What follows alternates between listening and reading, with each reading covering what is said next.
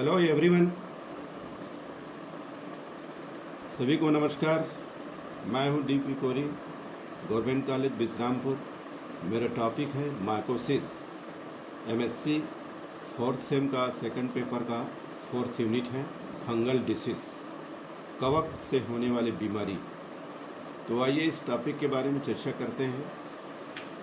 Contents है introduction, source, classified, diagnosis, prevention, treatment, conclusion, reference.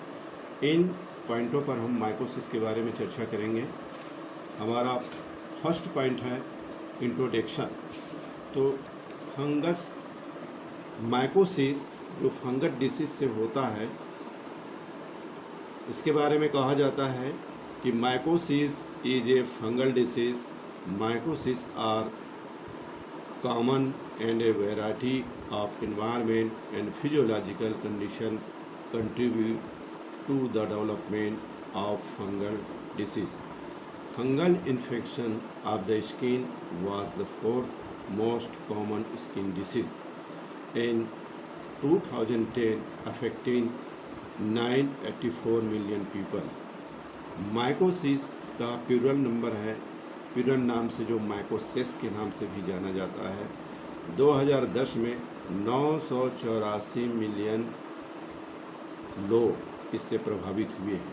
अब आप समझ सकते हैं कि ये फंगल डिसीज कितनी खतरनाक है। सेकंड पॉइंट में हम देखते हैं सोर्स कासेस, किस कारण से होता है। तो ये एंटीबायोटिक जो मेडिसिन के साथ किए जाने वाले व्यक्तियों में ये फंगल इन्फेक्शन अधिक होता है। जो एंटीबायोटिक प्रतिजैविक औषधि का जो उपयोग करते हैं उसमें ये अधिक इन्फेक्शन होता है। दूसरा जो है लो इम्यूनिटी कैपेसिटी वाले व्यक्तियों में अधिक होता है, जिनकी जो प्रतिरक्षा शरीर की कम होती है, उनमें ज़्यादा इन्फेक्शन होता है। डायबिटीज़ से जो पीड़ित व्यक्ति को भी इन्फेक्शन होता है। जो ज़्यादा यंग है और ओल्ड व्यक्ति को भी फंगल डिसीज इन्फेक्शन होता है। जिन बच्चों में या जो कैंसर ग्रसित बच्चे हैं, ऐसे बच्चों को भी अधिक फंगल इन्फेक्शन होता है। तो इतने कारण हैं जो कवक संबंधित बीमारी होती है। थर्ड में हम लोग चलते हैं कि क्लासिफाइड इनको किया गया है, या कह सकते हैं टाइप्स ऑफ माइकोसिस। तो ये 5 है इसका: सुपरफिशियल माइकोसिस, क्यूटेनियस माइकोसिस, सब क्यूटेनियस माइकोसिस, सिस्टमेटिक माइकोसिस। ये प्राइमरी पैथोजन है। सिस्टमेटिक माइकोसिस ये ऑपर्चुनिटिस्टिक पैथोजन है। ये 5 पॉइंट में हम इस माइकोसिस के बारे में अध्ययन कर सकते हैं। इसके अलावा इसे मिकोसिस, मिकोमाइकोसिस, ब्लास्टोमाइकोसिस, डर्मेटोमाइकोसिस, पैराकोक्सीडायोडोमाइसोसिस, ऑटोमाइसोसिस और क्रेमोब्लास्टोमाइकोसिस, इस नामों से भी माइकोसिस को जाना जाता है। कुछ सुपरफिशियल माइकोसिस किस में होता है, इसके बारे में मैं ये नोट्स बनाया हूँ। स्किन में, त्वचा में, बाल पर, ये निश्चित सीमा पर होती है। टीनिया वर्सिकुलर के द्वारा ये इन्फेक्टेड होता है। ये फंगस प्रोडक्ट करता है और this fungus exist in 2 form, one of them causing visual spot. 2 रूपों में बढ़ जाते हैं। एक रूपों में ये एक स्पॉट के रूप में रहते हैं। सेकंड जो है क्यूटेनियस माइकोसिस। इस प्रकार की माइकोसिस जो epidermis also include invasive hair and nail disease. ये नाखून में और बाल में ज़्यादा इन्फेक्शन होता है। This disease are the restricted the keratinised layer of the skin, hair and nail. ये रिंग वार डर्मेटोफाइट के द्वारा होता है। थर्ड जो है सबक्यूटेनियस जो माइकोसिस है, ये डर्मिस में, सबक्यूटेनियस टिश्यूज में, मसल्स में और ये फेसिया में इन्फेक्शन होता है। फोर्थ जो है, जो फर्स्ट और सेकेंड है सिस्टमेटिक माइकोसिस, ये में spread to many organ system, अनेक ऑर्गन में हमारे शरीर के तंत्र में भी इन्फेक्शन हो सकता है। दूसरा जो है इम्यूनो डिफिशियंसी रूप का हो जाता है, अर्थात ऑपर्चुनिस्टिक पैथोजन जो है ये इम्यूनो अर्थात प्रतिरक्षा संबंधित सिंड्रोम पैदा हो जाता है, अनियमितताएं पैदा हो जाती है। तो इस प्रकार की कवक के द्वारा ये रोग होते हैं। कुछ डायग्राम मैं दिया हूँ। सुपरफिशियल का, क्यूटेनियस का, सबक्यूटेनियस का और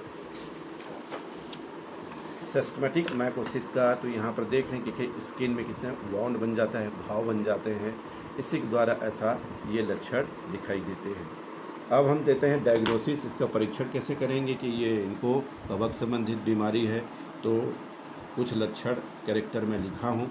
लक्षण प्रभावित भाग पर ही निर्भर करते हैं, जहाँ पर जैसे स्किन पर चकत्ते पड़ जाना, वेजाइना का संक्रमण, ये एबनॉर्मल सिक्रेशन, जहाँ पर वेजाइना में नॉर्मल सिक्रेशन, नियमित रूप से सिक्रेशन स्राव होते रहते हैं। सेकंड जो है त्वचा चकत्ते पड़ जाता, मस्सा का आ जाना, स्किन का रंग गहरा हो जाना, त्वचा की परत उतरने लग जाते हैं, खुजली पैदा हो जाती है, पैर की उंगलियों के नाखून का आकार बिगड़ जाता है, योनि से रिसाव होने लगते हैं। तो ये इतने सारे जो लक्षण, इसके अलावा और भी लक्षण हो सकते हैं जो फंगस के द्वारा डिसीज़ फैलाते हैं। अब हम इनका प्रिवेंशन देते हैं, रोकथाम। फंगस डिसीज़ को किस प्रकार हम उसका रोकथाम कर सकते हैं, तो बड़ा सिंपल है। Keeping the skin clear and dry, हाथों को हमेशा त्वचा को क्लियर रखना चाहिए, सूखा रखना चाहिए। गुड हाइजीन होनी चाहिए, अच्छा स्वास्थ्य होनी चाहिए। और wash after touching after people और द एनिमल्स, जंतुओं और लोगों के बीच संपर्क आने से, टच होने से हाथ को हमेशा साफ करना चाहिए। स्पोर्ट के जो कपड़े हैं, इस कपड़े को उपयोग करने से पहले और उपयोग करने के बाद भी हाथ को धोना चाहिए। तो ये प्रिवेंशन है। फंगस डिसीज संबंधी किसी प्रकार का इन्फेक्शन होता है तो ये सारे हमको सावधानियाँ, प्रिकॉशन अपनानी पड़ती हैं। इनका ट्रीटमेंट देखते हैं तो बहुत सारे ट्रीटमेंट इनका है, बहुत सारे एंटी फंगल ड्रग्स आते हैं, औषधि आते हैं। इस औषधि का उपयोग करने से फंगस संबंधी जो बीमारी होती है वो नियंत्रण हो जाते हैं।